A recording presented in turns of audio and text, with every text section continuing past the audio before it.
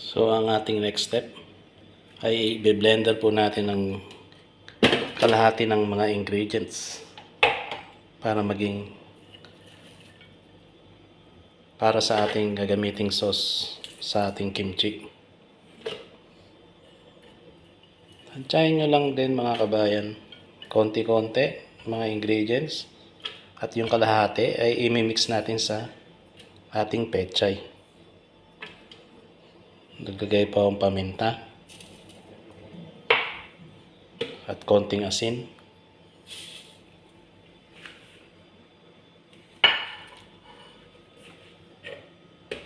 Meron po tayong suka, bagoong at asukal at gochujang.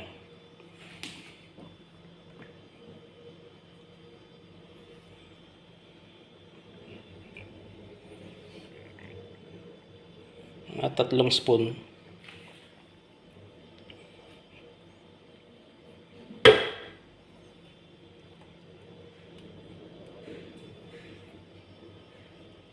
Magdagdag na lang po tayo mamaya.